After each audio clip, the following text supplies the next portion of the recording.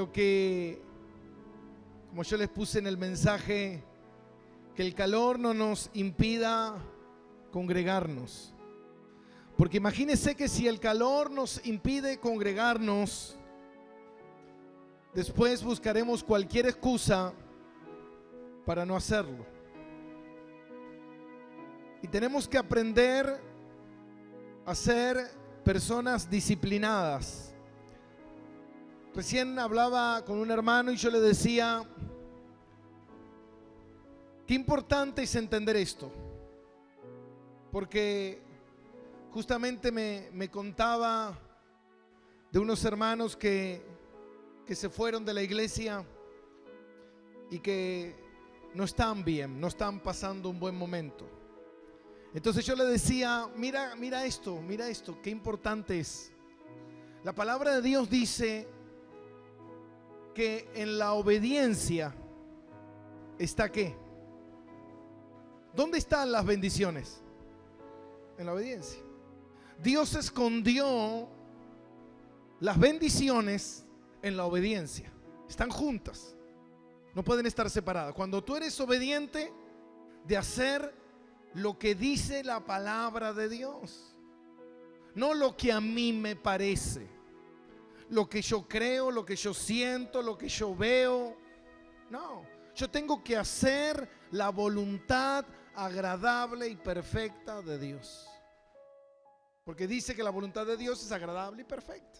Entonces yo tengo que aprender a caminar en esa voluntad, aunque a mí no me guste. Amén.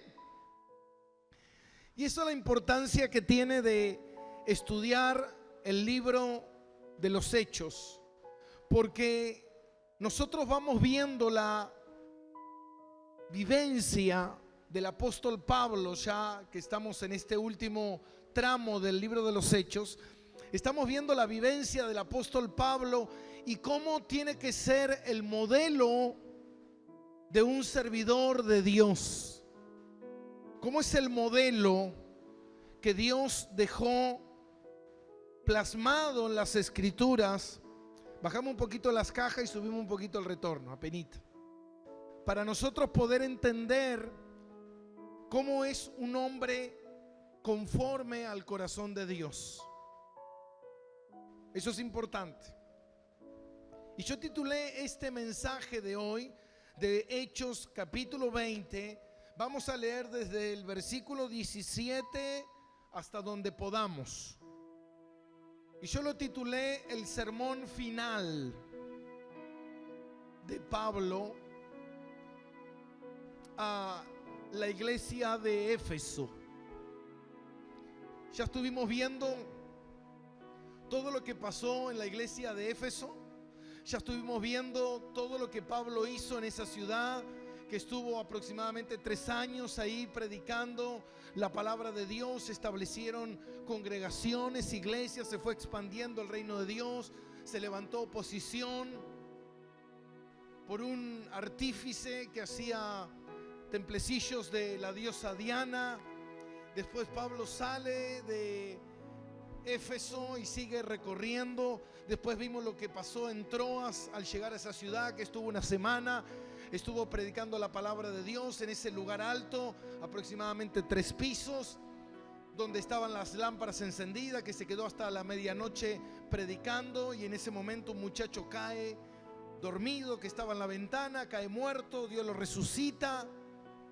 Sigue predicando Pablo hasta el amanecer, y Pablo continúa su viaje, porque él está de regreso a Roma, que es en Roma donde él va a ser llevado prisionero, a Jerusalén. Él va a Jerusalén, donde él va a ser prisionero, donde va a ser llevado a Roma. Entonces en este último tramo de los viajes misioneros, este tercer viaje misionero de Pablo, vamos viendo lo que está sucediendo. Y dice en el versículo 13, para anexar a lo que vamos a leer: nosotros adelantándonos. ¿Quién es nosotros? Obviamente Lucas, que es el escritor. Nosotros adelantándonos a embarcarnos, navegamos a Asón para recoger allí a Pablo, ya que así lo había determinado, queriendo ir por tierra. Y ahí explica la continuidad que ellos tienen al salir de Troas, de esta ciudad, y cómo Pablo, queriendo apurar el paso para llegar a Jerusalén, decide no pasar por Asia y va hasta la ciudad de Mileto. Y en esta ciudad de Mileto es donde él predica este último sermón para la iglesia de Éfeso. ¿Por qué digo esto? Porque dice en el capítulo 17, en el versículo 17: y enviado pues desde Mileto a Éfeso, hizo llamar a los ancianos de la iglesia.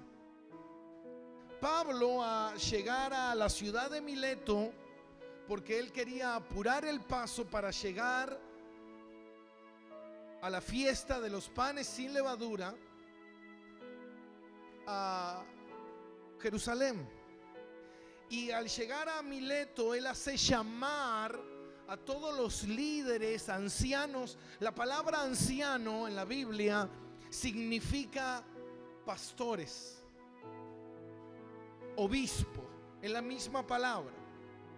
Pastores, obispos, anciano, es lo mismo. En ese tiempo se le decían ancianos a los pastores, o se le decía también pastores. Entonces Pablo hace llamar a los pastores de la región de Éfeso, que es la capital de Asia Menor, y ellos descienden a Mileto a encontrarse con Pablo para escuchar lo que Pablo tenía que decir, que iba a ser un mensaje, el mensaje final que Pablo le iba a dar a la iglesia de Éfeso. Personalmente, porque después él escribe la carta a la iglesia de Éfeso. Y dice en el versículo 17: envió pues desde Mileto a Éfeso, hizo llamar a los ancianos de la iglesia, y cuando vinieron a él les dijo, versículo 18: vosotros sabéis cómo me he comportado entre vosotros todo el tiempo, desde el primer día que entré a Asia, sirviendo al Señor con toda humildad y con muchas lágrimas y pruebas que me han venido por las acechanzas de los judíos. Ahora mira, Pablo reúne a la congregación, y en este sermón que él les da, en esta oportunidad que ellos tienen de verlo a Pablo, porque es la última vez que van a ver a Pablo, porque Pablo se los anuncia versículos más abajo, que va a ser la última vez que ellos van a ver el rostro de Pablo. Pablo sabía que el fin de su ministerio estaba llegando. ¿Por qué sabía Pablo esto? Pablo sabía esto porque el Espíritu Santo le había dicho lo que iba a venir, le había dicho lo que iba a suceder. Pero a pesar de todo esto, Pablo tenía una tenacidad y tenía un carácter tan íntegro a Dios, sabiendo para quién él estaba viviendo. Y dice: vosotros sabéis cómo me he comportado entre vosotros todo el tiempo desde el principio, desde el primer día que entré en Asia, sirviendo al Señor con toda humildad y con muchas lágrimas y pruebas que me han venido por las acechanzas de los judíos. Ahora, fíjate que él habla del servicio. Y Pablo dice: yo he servido al Señor con humildad, con lágrimas y con pruebas. Él sirve al Señor con humildad, con lágrimas y con pruebas. Muchas veces la gente no quiere comprometerse con Dios porque sabe que el servir a Dios va a provocar pruebas, va a provocar conflicto, va a provocar que el enemigo se levante muchas veces contra tu vida. Pero eso no detenía a Pablo. Y dice Pablo, dice que él sirvió con toda humildad. Diga conmigo, con toda humildad. Pablo estaba sirviendo con toda humildad al Señor. Pablo estaba sirviendo con lágrimas. Pablo estaba sirviendo con pruebas. Fíjate que Pablo no estaba sirviendo a Dios y todo le iba bien. Pablo no estaba sirviendo a Dios y todo era color de rosas. No, mi hermano. Tenemos que entender las luchas que uno tiene por serle fiel al Señor. Ahora dice la palabra de Dios que nosotros debemos alegrarnos de nuestras luchas que tenemos por serle fiel a Dios, porque eso es de honor delante del Señor. Ahora Pablo dice que él le sirve con toda humildad. ¿Qué es servir con toda humildad? ¿Qué es humildad? Es lo contrario a la soberbia. Pero vamos a ver un poquito lo que es la humildad. Pablo dice que sirvió con toda humildad. Pablo no era un tipo arrogante. Pablo no era un pastor distante con la gente. Él no menospreciaba a la gente. Él estaba cerca de la gente. Él no era simplemente un predicador que anunciaba la palabra de Dios, sino también que él compartía con la gente. Él se relacionaba con la gente, él hablaba con la gente, él padecía por ello. Por eso dice con lágrimas. Y estas lágrimas no hacen referencia a lágrimas del dolor, del padecimiento, de las pruebas, sino son lágrimas por el comportamiento de la gente. Pablo sufría por cómo la gente vivía, por cómo la gente tiene la mente cerrada, por cómo la gente, hermano, rechaza al Señor, por cómo la gente se levanta contra Dios. Hoy yo veo muchas veces personas decir que están sirviendo a Dios. Hermano, inventarte un púlpito y pararte arriba y decir que estás hablando de Jesús, eso no es servir a Dios.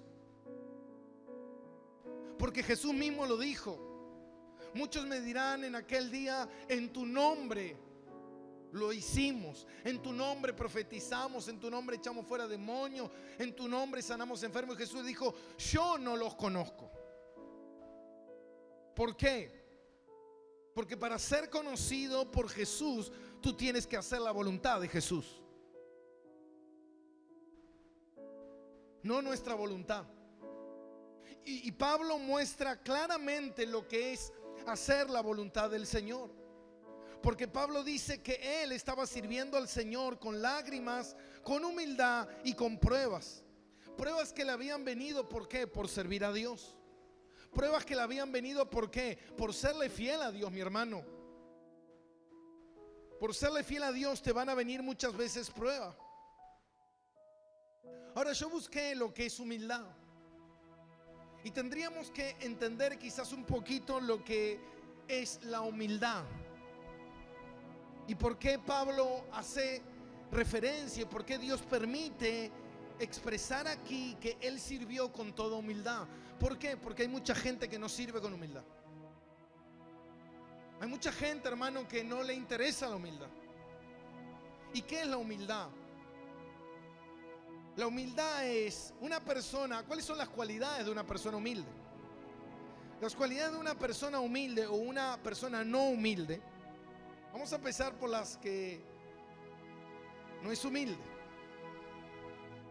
La persona que no es humilde es una persona que se siente superior a los demás. Y Pablo nunca se sintió superior a los demás. Dice la palabra que debemos sentirnos como menores a los demás. Como menores a los demás. ¿Por qué? Porque cuando tú tienes a los demás como superiores, tú no vives un estado de superioridad, sino un estado de sentir al otro, hacer sentir al otro, respetar al otro, dedicarle tiempo, perseverancia al otro, entender al otro. Amén. La humildad, hermano, la humildad, escuche bien esto, la humildad maximiza mi pecado y minimiza el pecado del otro. ¿Cómo es esto? Yo veo siempre como más grave mi pecado que los pecados de los demás. Porque cuando yo veo como más grave los pecados de los demás, y como yo me veo como alguien que no soy pecador, soy un santo, entonces yo no soy humilde. Entonces voy a tratar a los demás con soberbia, con arrogancia, con altivez, con orgullo. Y Pablo dice que sirvió con toda humildad. Entonces el humilde, la persona que no es humilde, se siente superior a los demás y tiene la necesidad de estar recordándole constantemente a las personas su éxito.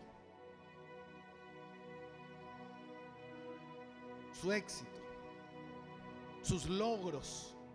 Diga conmigo, logros. Logros.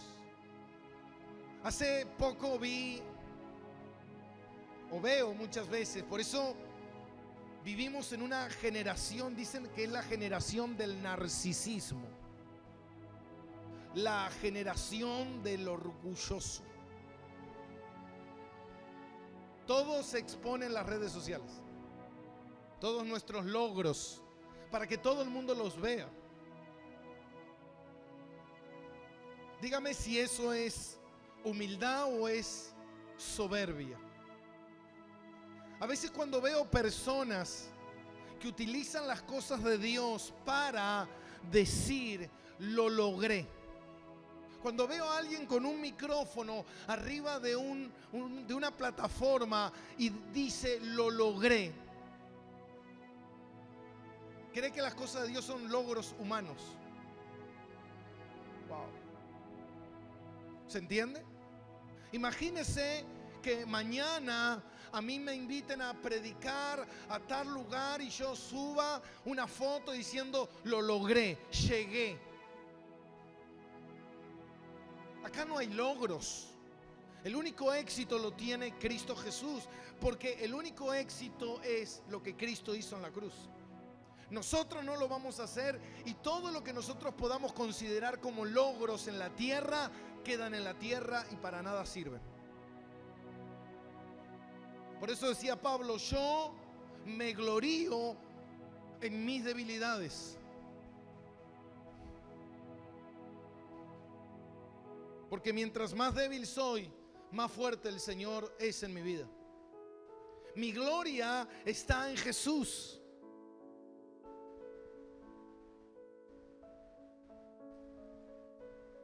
¿Se entiende? ¿Está acá conmigo? Ahora fíjate algo.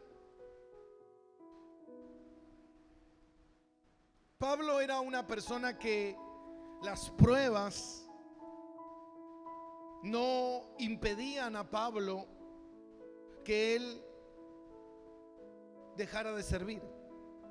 Porque ¿cuál es el resultado de las pruebas? ¿Cuál es el resultado de las complicaciones? Hermanos, ¿saben por qué la gente se va de las iglesias? ¿Por qué? La gente se va de las iglesias por los problemas, por las complicaciones. ¿Y qué es lo que busca la gente? Otra iglesia donde esa iglesia me haga bien. El otro día escuchaba a alguien que me dijo, no, una hermana se fue de la iglesia porque en la iglesia Roca Eterna no se sentía contenida. Yo no sabía que la iglesia te tiene que contener. Si tienes que ser contenido, cómprale a la hermana Mabel que vende tupper y te metes ahí adentro y eso te contiene ahí adentro, te mantienes ahí adentro. Porque la iglesia no hace eso, mi hermano. Porque la iglesia, muchas veces te vas a sentir que la iglesia se convierte hasta de cierta manera en tu enemiga cuando se predica la verdad en ciertos asuntos que te molestan. ¿Se entiende? A mí me gustaría tener padres que sean benevolentes, que sean buenos, accesibles para mí, que me trataran bien, que me den todo lo que quieran, que no me disciplinen. Pero así no funciona. No es la manera. Amén. Dios puso padres en nuestras vidas que muchas veces para que nos dieran algo teníamos que ganarnos. Tenías que ganarlo. Yo me acuerdo que mi madre me decía, ¿quieres salir el fin de semana con tus amigos a jugar a la pelota? Pórtate bien, gánatelo, limpia tu pieza. ¡Ey, qué mala madre que eres! Tú no eres de Dios. ¿Se entiende? ¿Por qué? Porque yo no quiero eso. Pero no es lo que yo quiero. Se da cuenta que uno tiene padres y tiene esos padres y está sometido a ellos porque es niño, porque la ley te ampara y tú te tienes que someter porque no tienes a dónde irte a vivir. Pero ¿qué pasa cuando creces? Ya los hijos le dicen a los padres, tú ya no me digas más nada, yo ya sé lo que tengo que hacer. Ahí es ahí donde él se convirtió en soberbio. Solamente estaba esperando la oportunidad. No sé si me estoy explicando lo que quiero decir. Él estaba esperando la oportunidad, ¿se entiende? Lo mismo pasa con la iglesia. Uno viene a la iglesia y cuando es niño, amén, y uno está tan necesitado de Dios y fue Dios que te trajo, entonces uno persevera. Pero cuando uno crece y cuando se siente autosuficiente y cuando cree que puede hacer lo que quiera, llega un momento que la persona se revela a su iglesia, se revela a su pastor. ¿Por qué? Porque no me siento contenido. Entonces empiezo a buscar lo que a mí me agrada. Y yo no tengo que buscar lo que a mí me agrada, yo tengo que buscar la voluntad de Dios. ¿Se entiende? ¿Se entiende?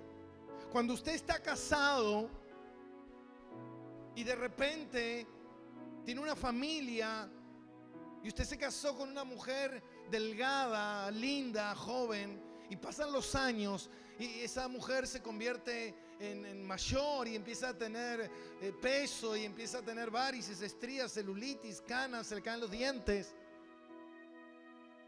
Y de repente un día aparece una joven muchacha y te dice que le gustas. Esto me conviene. No. Eso es lo que a ti te gusta, pero no es lo que Dios quiere para tu vida. Ah, pastor, entonces Dios es un Dios malo. Tengo que seguir con la vieja.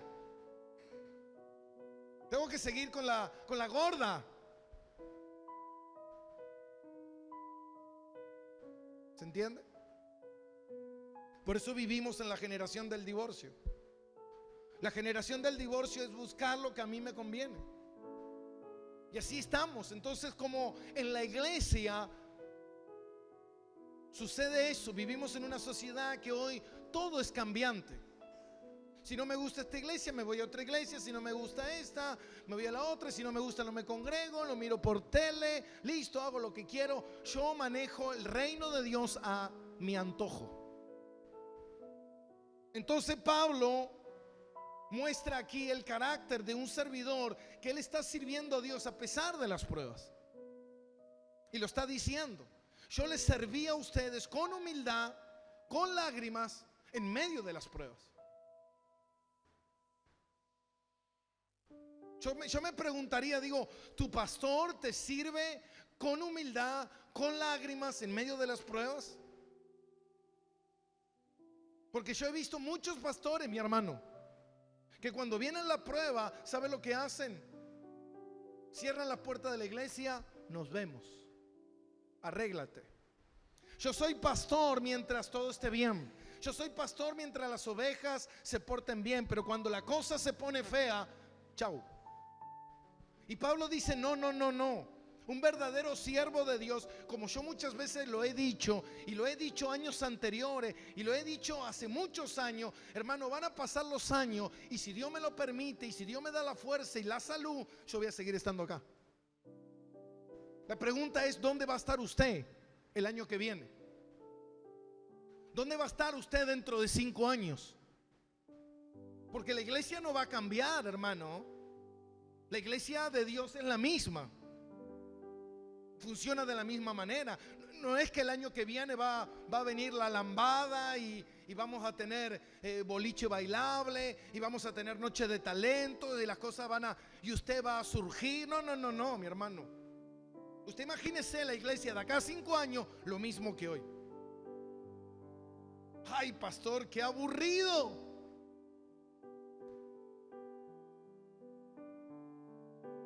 Qué aburrido. Bueno, ¿quieres ser más drástico? Mira a tu suegra.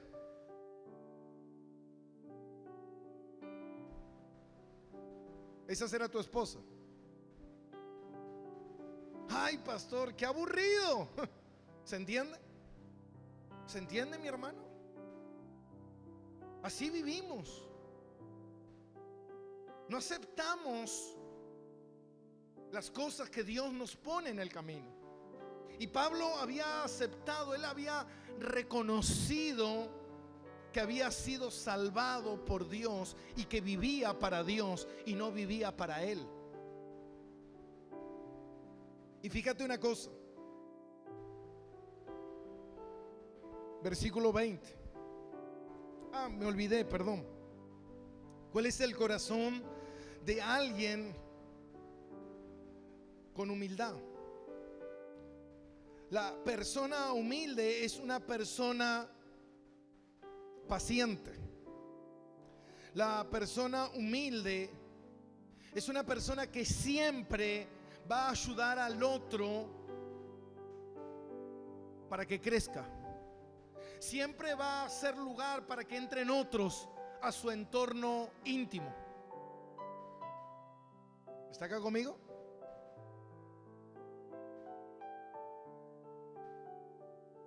Siempre va a querer que otros crezcan a la manera de Dios. Amén.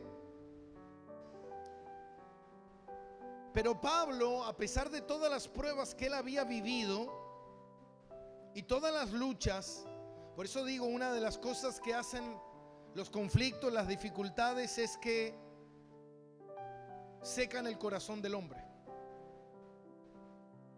Y Pablo, a pesar de todas las luchas que él había tenido, dice que él seguía sirviendo ¿con qué? Con humildad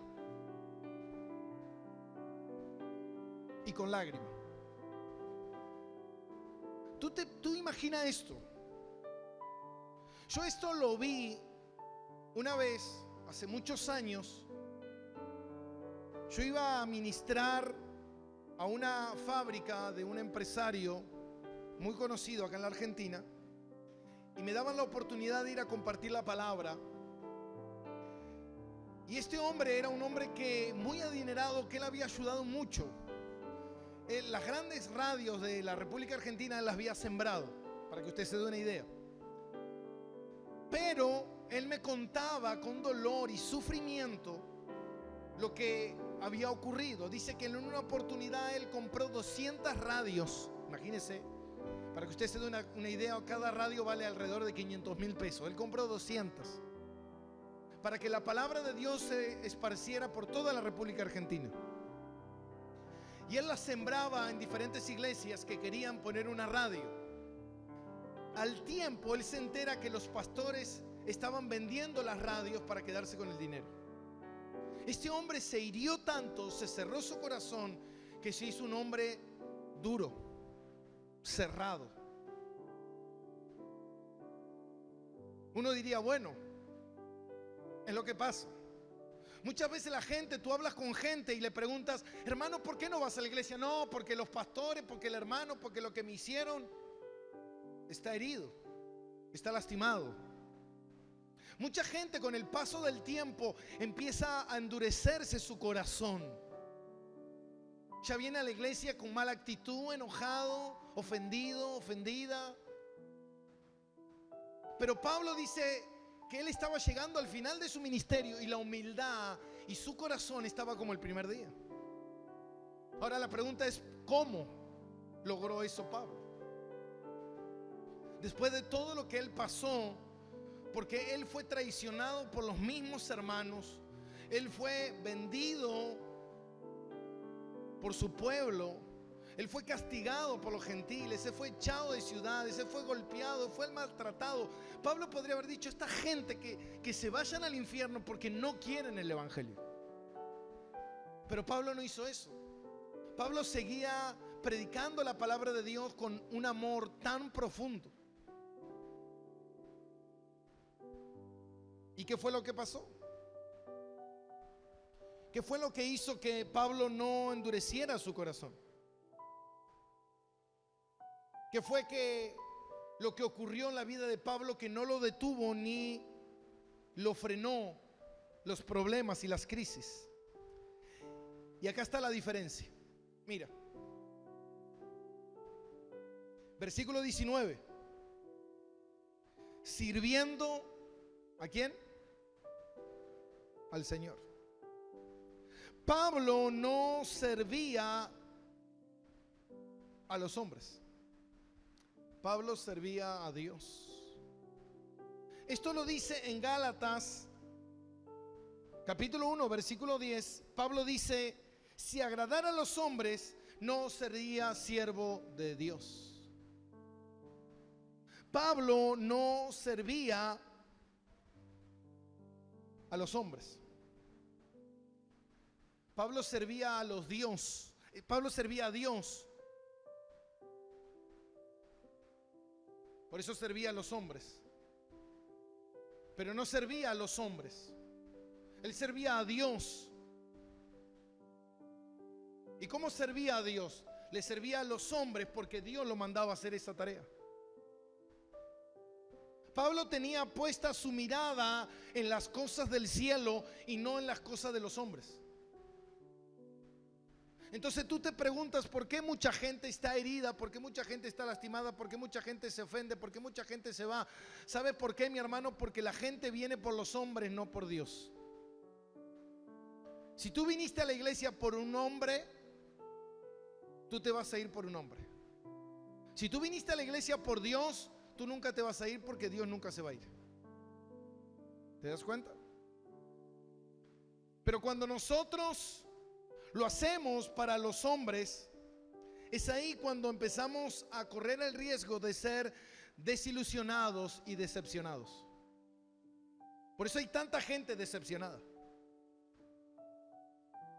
Tú hablas con muchos hermanos y le preguntas, alguno que se fue de aquí, pregúntale por mí.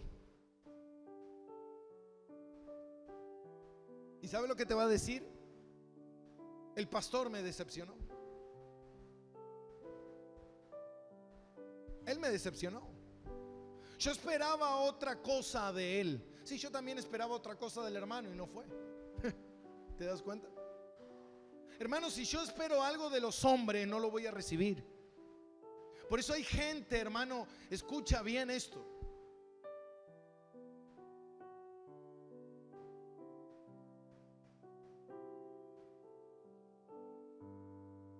Dos de los líderes que se fueron de aquí de la iglesia se fueron porque ellos querían ser pastores. Y yo le dije, mira, primeramente el ministerio de la mujer pastora no existe. No te lo puedo dar, no te lo puedo otorgar porque no existe. Y al otro líder le dije, mira, creo yo y Dios me muestra que todavía no estás listo para ser pastor. ¿Y sabe lo que dijo? Si tú no me haces pastor, yo me hago pastor. No me importa. Wow. ¿Te das cuenta? ¿Te das cuenta, mi hermano? Entonces cuando tú le sirves a los hombres y no a Dios, tú vas a esperar que los hombres hagan lo que tú quieres que ellos hagan. Pero cuando tú le sirves a Dios, sabes que es Dios, hermano. Y cuando, yo lo dije acá muchas veces, cuando Dios te tiene que dar algo, Dios te lo da. Cuando Dios quiere hacer algo en tu vida, hermano, no hay nada que lo detenga a Dios. Cuando hay algo que viene de parte de Dios, mi hermano, no va a venir de parte de los hombres. No esperes nada de parte de los hombres. No, pastor, lo que pasa es que usted, mira, esto fue muy claro. Muchas veces hay un hermano que está en un área dentro de la iglesia y no deja que otros hermanos se sumen al trabajo. ¿Por qué? Porque tengo miedo que me desplacen. ¿Qué es lo que pasó? Yo el otro día hablaba con los chicos de la alabanza, con Diego y Vanessa. Y yo le decía a Diego y a Vanessa, le digo, los problemas que ustedes me trajeron, le decía yo, en broma. Porque el día que los sumé a ustedes y el día que le dije a la iglesia, vamos a traer unos chicos que van a venir a enseñar, la iglesia se dividió. ¿Por qué? Porque el soberbio no quiere dejar a nadie sumarse. Pero ellos mismos no querían enseñar. Ellos mismos no querían capacitar a la iglesia. Durante años yo le dije, chicos, enseñen. Chicos, los que están en la batería, enseñen a otro. Los que están en el teclado, enseñen a otro. Enseñen. No. ¿Por qué? Porque quiero ser yo. Solo yo. ¿Se dan cuenta? Y el reino de Dios no es así, mi hermano. Porque cuando tú sabes lo que es tuyo, tú no compites con nadie. Tú no compites con nadie. Tú no estás compitiendo, mi hermano. Tú no tienes que hacer nada para lograrlo. Hermano, él dice que las bendiciones te alcanzarán. ¿Cuándo? En la obediencia. ¿Se entiende? Pastor, yo no estoy siendo bendecido. ¿Estás siendo obediente a lo que quizás Dios te dijo que tenías que hacer y no lo estás haciendo? No, pero lo que pasa es que lo que yo creo que Dios me ha dicho que tengo que hacer me parece una tontería. Los pensamientos de Dios no son tus pensamientos. Amén. ¿Se entiende? Ahora mira lo que dice en Colosenses capítulo 3.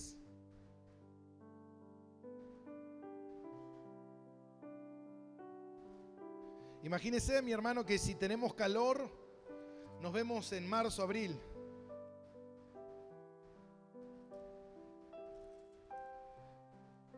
Colosenses capítulo 3, versículo 1. ¿Lo tiene?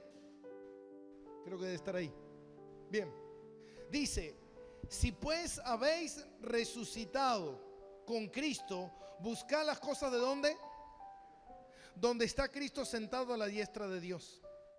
Y poned la mirada en las cosas de arriba y no en las de la tierra. Porque habéis muerto y vuestra vida está escondida con Cristo, con Dios. Amén. Dice que debemos poner nuestra mirada en las cosas de arriba, no en las cosas de los hombres. No en competencia, no en competitividad, no a ver quién es mejor. Amén. ¿Sabe, hermanos? Yo siempre estuve en contra, y lo seguiré estando, en las iglesias que hacen noches de talento.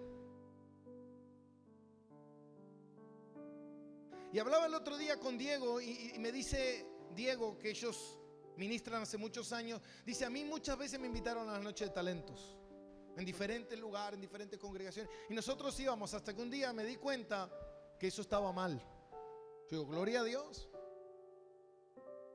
Noches de talento, a ver quién canta mejor, a ver quién tiene un talento, a ver, competitividad, mi hermano. Las cosas de Dios no se hacen así. Acá no puede subir a alguien a predicar porque sea bueno. Acá no puede subir a alguien a predicar porque parecería que predica bien. Acá tiene que subir a predicar el que Dios dice que tiene que subir. ¿Está acá conmigo?